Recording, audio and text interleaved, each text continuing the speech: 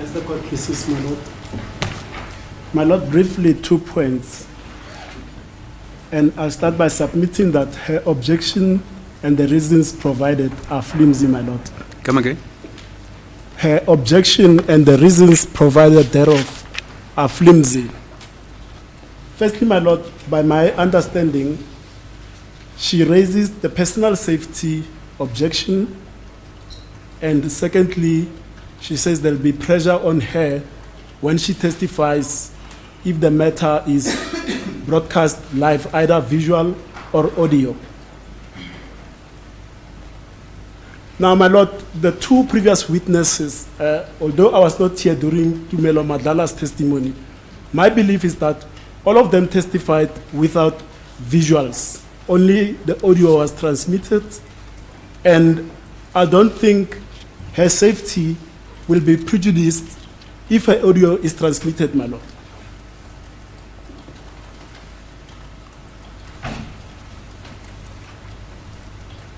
And with respect to her personal safety, she says she's a well-known personality and people will have a particular perception of her evidence. The rigor of this trial, my Lord, is that everybody that testifies here is under scrutiny. The public will have their own opinion in the public court's opinion. It doesn't matter what happens out there. What matters is her story, her credibility in this court, not out there in the public, my Lord.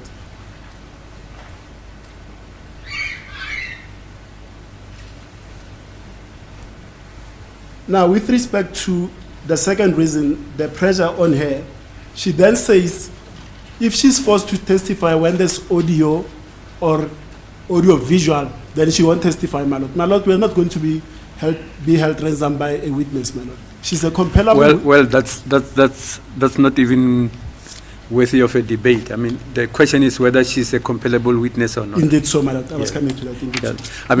I mean, she will make a decision. Indeed, so, my Lord. And the law shall apply to her decision, and yeah, that's it. And my Lord, those two reasons that she has raised that I've alluded to, there may be more. We must judge them by also what my learned colleague Advocate Baloyi spoke about, that is the quorum in court, federal rights, and the interest of justice. How her testifying, say for example, we agree on audio only, how is that going to prejudice the quorum in court? And what federal rights are going to be affected by the audio being broadcast out there, my Lord? I'm asking if you listened to Advocate Baloyi, because Zandi Khumalo has not yet testified. Indeed, so, my Lord. I seemed to read more consents out of her face being beamed. Indeed. Whilst she's testifying.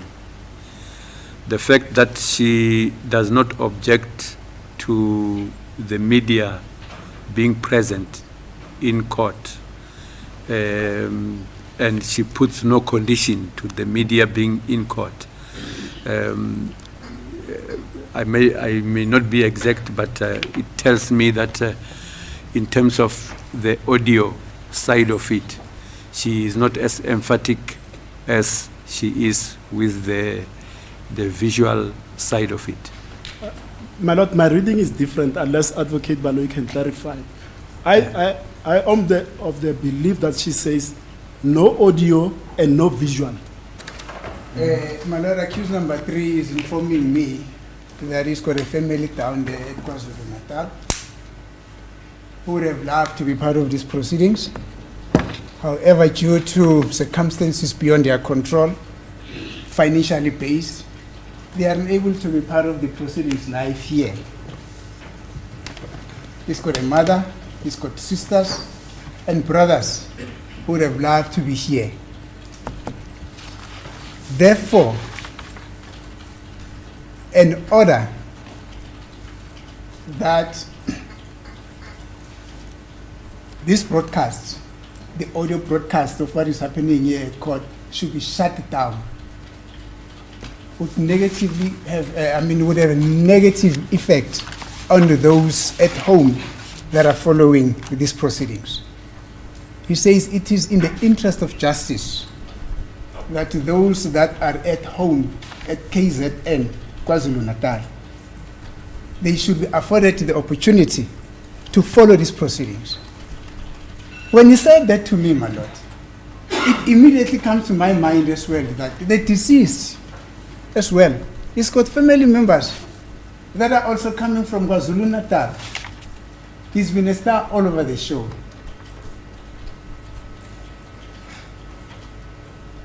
The team that has been playing for the Orlando Pirates, followers of the team, my lord, they would want to know what is happening in this trial every step of the way. An order, therefore, my lord, that says there should not be an audio-visual, not visual, an order, therefore, that says there should not be an audio broadcast of these proceedings will infringe upon their rights on the freedom of speech. My lord, the authorities that my colleague has referred to this court to are simply saying that there should be a balance between what is in the interest of justice and what is not in the interest of justice. But imperatively, he read to this court a portion that says the court should always be loath in deciding on what it is in the interest of justice on the basis of only what one person says. I will not go into details about what my colleague has said about the reasons that she gave. Indeed, they are very flimsy. They are neither here nor there, my lord. But another aspect that also coming to my mind, I think in the testimony of Mr. Madlala, there was a Netflix thing. I don't know what is that. But what it is in my mind is that there was a film. Apparently, he was invited to come and participate in the film and everything. What immediately comes into my mind, my lord, I'm actually asking myself, because I'm not privy to what was said in the trial, though I've got records. Well, I requested records and I did not get them. I'm just asking myself if the very same witness was not part of that film as well. If she was, then her reasons for not testifying through the audio here are dead and buried. But in I don't know whether you can take it that way, because you can at the same time say lessons out of that brought her to where she is now. Excuse me, madam. I'm saying yes. The fact that she has participated before, yes, if she did, cannot automatically mean that she should be compelled to participate in that fashion now, because it could also be said that lessons out of previous participation have led her to the position she is at now.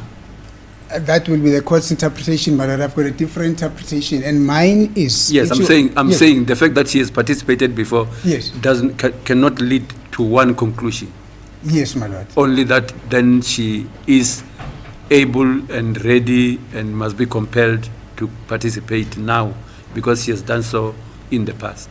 No, I'm not saying, my lord, that she should be compelled to participate. The court has already alluded to that point, that we don't even need to mention it because it's just a compellable witness. But what I'm saying is, for the fact that if she was part of that Netflix film, then I'm saying her excuses now that whatever that she would come and testify about her court here should not be made known to the public members.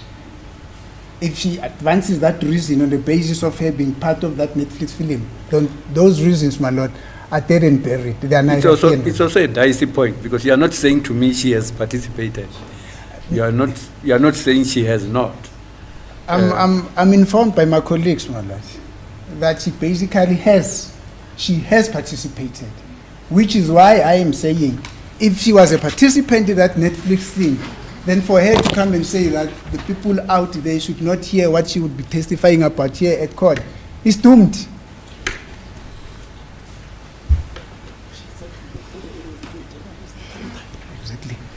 But further on, my lord, we're hearing from the submission from the state that on her own she says she's a public figure. She's out there, everybody knows her. So I'm very surprised, my lord, to hear that her testimony here at court will make her feel uncomfortable, she will be criticized, it will be interpreted in different ways. My colleague has already alluded to that, my lord. So it's my submission, my lord, that in as much as there are also two witnesses who were in that very same house where she was, and that's evidence before court, that makes no difference. She cannot be elevated to some position that is more, that's not similar to the other witnesses who were actually at court, my lord. Because all their evidence, if I follow the state, will just flow in the very same pattern. Therefore, her reasons to request that she should be treated specially, I've got no basis, my lord. And also the authorities that the state has referred to, they also give this court a discretion. They don't say that the court, once an application of this nature has been brought, then the court must do this. No, the court says, the authorities that my colleague have referred to, saying to this court, the court still has a discretion. It must exercise this discretion on the particular, on a case-to-case basis. It's not an umbrella decision.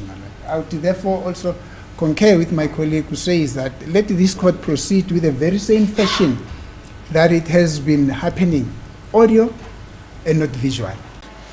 Yes, thank you, my lord. My lord, this application brings into sharp focus the interference between the functioning of the criminal justice system on the other hand and the interests of one individual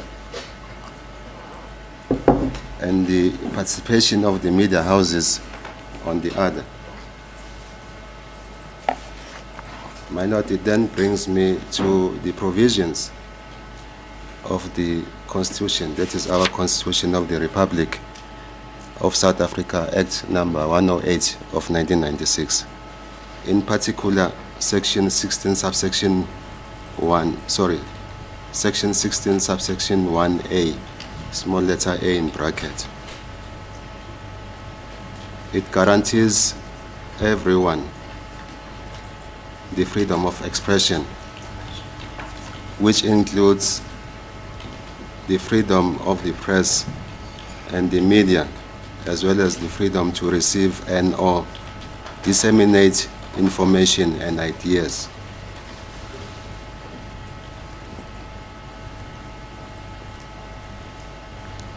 My lord, in the case of the multi-choice versus NPA, 2014 volume 1, SACR 589, which is a decision. Page?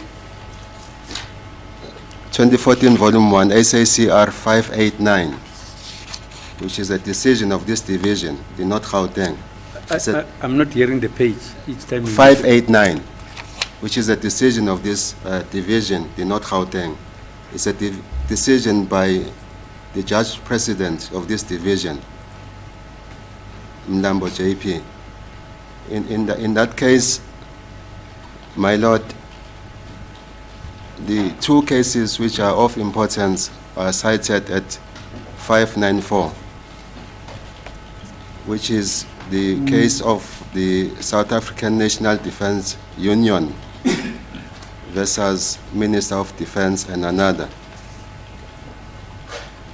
It's 1999 volume 4 SA 469 CC. It's a constitutional court decision. 1999 volume 4 SA 469 CC in bracket. Page? 469.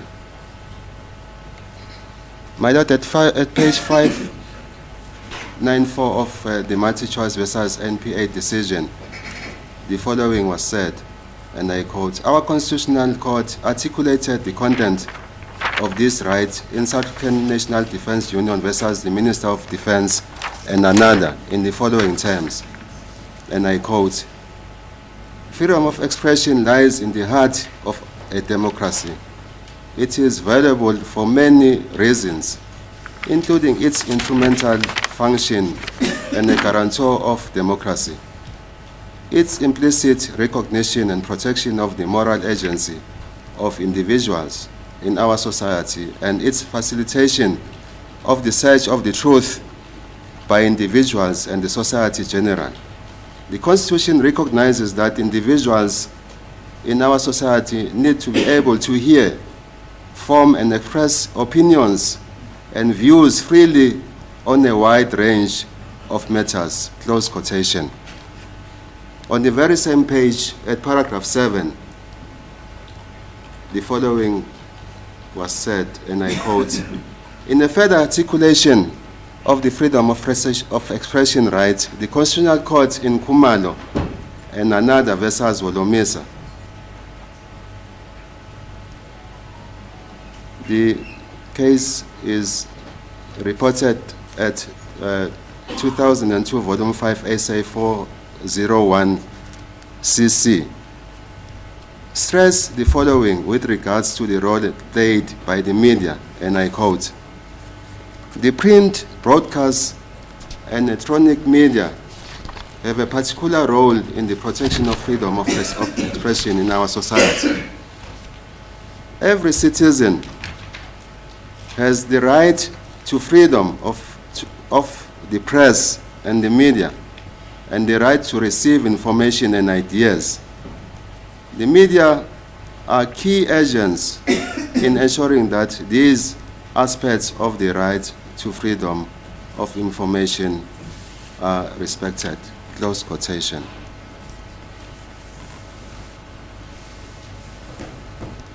My Lord, I'll also concur with my colleague, Advocate Mnisi, that the evidence of Madlala and Thwala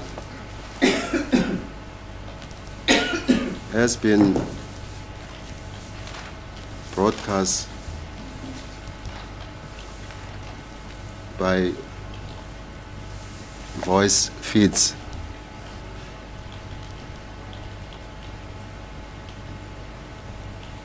It cannot be held, my Lord, at ransom by the application of one individual. The interests of the society as well as the interests of the media must be weighed vis-a-vis the interests of this one individual. It is my submission, my Lord, that the application is baseless, it has no basis, and it tends to be dismissed. Thank you. My Lord, this is an embarrassment to the South African law proceedings that at this stage during trial we are still dealing with this kind of an application.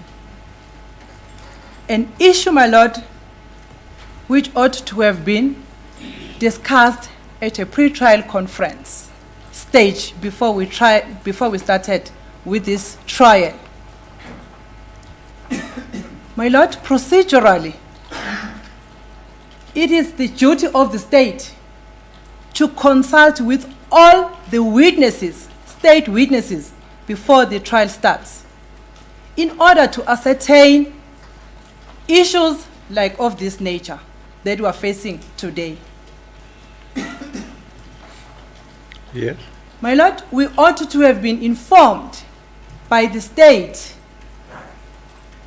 at the beginning of this trial, after realizing that the media has been allowed to broadcast these proceedings, that yes, the state does not object the broadcasting of media, but on conditions of the following witnesses who might be affected by this. Can you really say that? Because Advocate Baloyi said it clearly, that last night he received a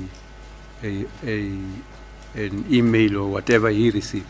My Lord, I'm still coming there. I'm just stating the procedure, what ought to have been done by the state at the beginning. That ought to have been canvassed with all the witnesses, my Lord, who will be adversely affected by the broadcasting, so that this court will know that there are exceptions to other state witnesses like this one. And maybe other witnesses, if there are any, we don't know. We have not been informed. We ought to have been informed that this broadcasting is accepted but subject or with the exceptions to the following witnesses. Coming to this case, my Lord, yes, I agree, my Lord, that the state has indicated that they were only informed last night. Why only yesterday? Why only on the last hour? Because during trial preparation, the state ought to have been informed of this objection.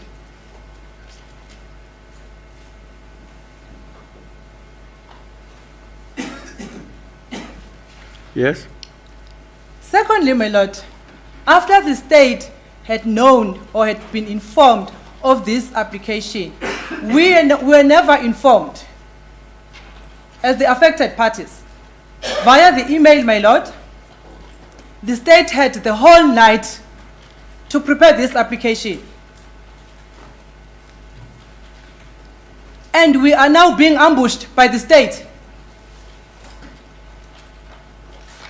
to read and prepare our responses, wherein we're negatively affected by the application. That is unfair, my Lord. Secondly, my Lord, coming to the reasons stated by this special witness, who says because of a personal safety. Is that a designation, special witness? Oh, my Lord, I don't want us to use this process to ridicule anyone. My Lord, can I just withdraw that? Can I just withdraw that? Yes. Thank you, my Lord. He says he's bringing this application for her personal safety. Yes. Our lives, my Lord, I mean the court officials, by our court officials, accused persons,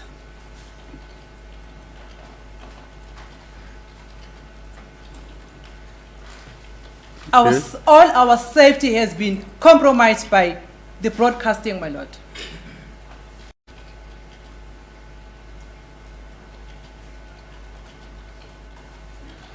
But we have allowed it to proceed because we were respecting the court order, my Lord. And we also understood that the freedom of expression also allows the media to broadcast the proceedings.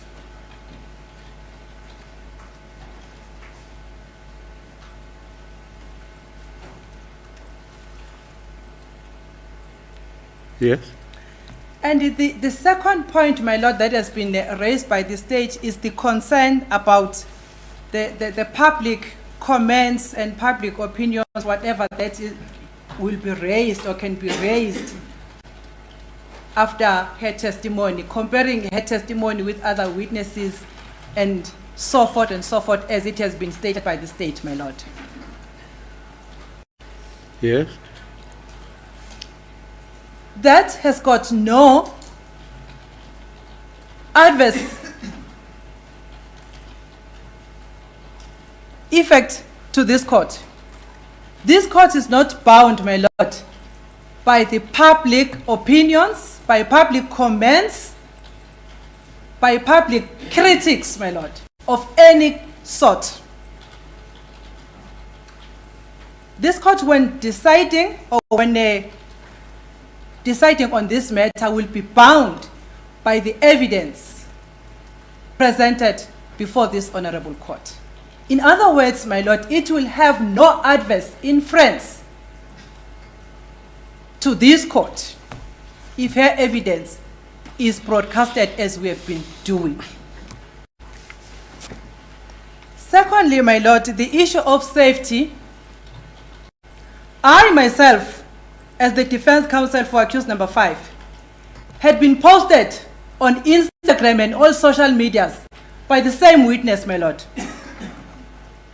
And I will ask this court to adjourn right now so that I print all the statements that this witness has made about myself, my lord. Is that on point? Is that on point here? It's part of my address, my lord, because the issue of personal safety has been raised, my lord, by the state. So I'm saying, my lord, if we were to consider the personal safety of this witness in isolation, what about the personal safety of other people, including myself? And I cannot make those submissions without presenting those pictures before this court as a self-evidence, my lord, that my safety also as well has been compromised. But I'm proceeding with the trial. And I will be making submissions to ask this court not to consider that fact in isolation, but it must consider it in respect of all other people. The pressure as well, my lord, that has been stated as another reason that broadcasting will put pressure on her. What kind of pressure, my lord? It has not been placed before this court. How? The nature of extent of the pressure, the prejudice.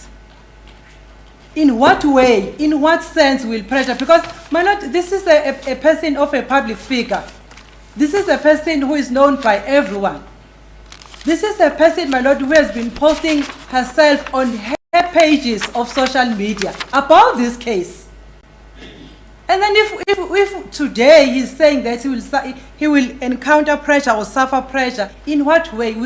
That had to be placed before this court. This is not a person who is foreign to media language. He's a fan, instead, my lord, of media usage. And then, further to that, my lord, the issue of Netflix documentary, I know the court is not aware of that document, my lord. But, my lord, this is a document wherein this particular witness had participated to it, my lord.